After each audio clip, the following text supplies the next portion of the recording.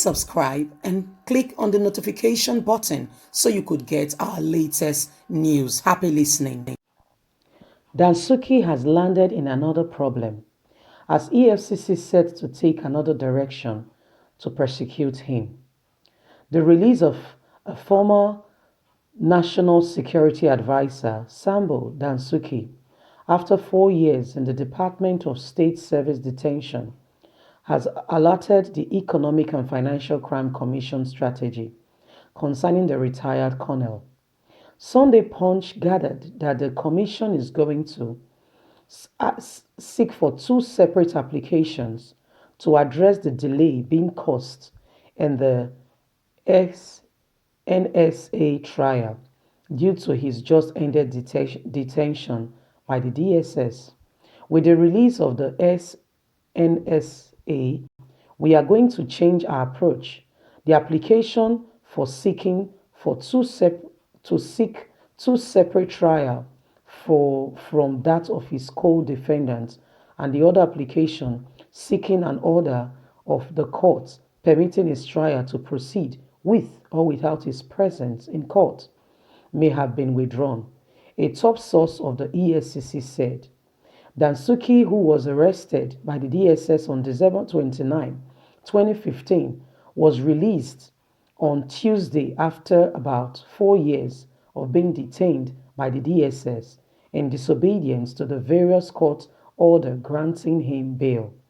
Also released from the DSS custody on the same day was the conveyor of Revolutionary Omoyele Sowore, who was arrested by the DSS on August 3, 2019. He too was held in custody despite bail granted him by the Federal High Court in Abuja in September and November this year. EFCC is persecuting Dasuki before Justice Hussain Baba Yusuf on the High Court of the Federal Capital Territory in Maitama, Abuja, on 2 separate sets of charges of diversion of funds embarked on the purchase of arms needed to fight Boko Haram in the northeast. In one of the cases, Dasuki is being tried alongside a former governor of Sokoto State and his son, a former minister of Sokoto for finance and Sage firm investment as defendants. They are charged, among others, with diverting about 13 billion naira, my God, said to have been meant for the purchase of arms. In the second charges of 19 courts, Dasuki and Amin are being charged for diverting 32 million naira meant for the purchase of arms. Dasuki is also being persecuted by the Office of the Attorney General of the Federation on charges of money laundering and illegal possession of firearm before Justice Ahmad Mohammed on the Federal High Court in Abuja. The EFCC, through its lead consigned Mr. Rotimi Jacob, has filed a similar application and another one seeking to separate Dasuki's trial from that of his co-defendant in respect one of the case in institution against the SNA. It has indicated its intention to file a similar application in other cases. My people, one would say Dasuki has been in the custody for about 4 years, but can you hear the allegations against him? Yeah, it's cool that these allegations are coming up and they are not letting it go. Yeah, if he has stolen money, he should be brought to justice. Money meant for the nation, money meant to keep the citizens safe.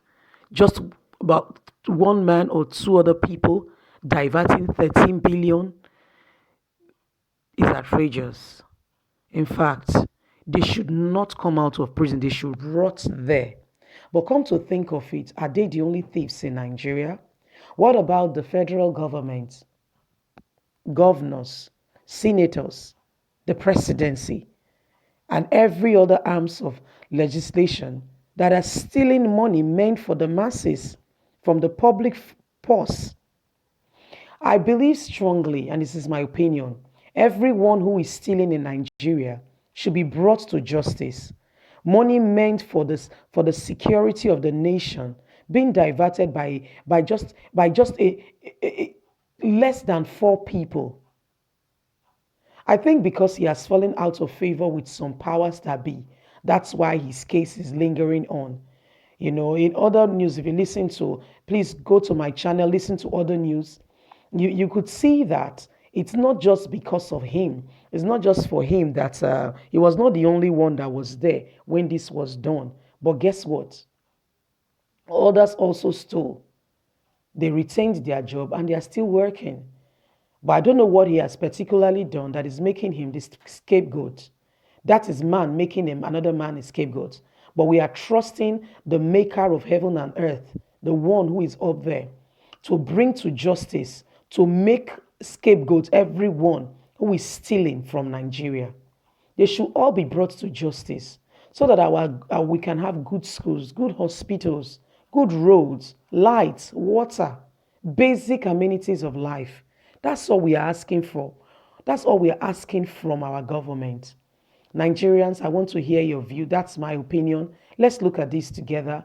Let's speak out. You need to subscribe. You need to click on the notification button so that you can get all the informations as they are coming. Knowledge, they say, is power. You need to be informed of what is going on in Nigeria so you are not misled or misdirected.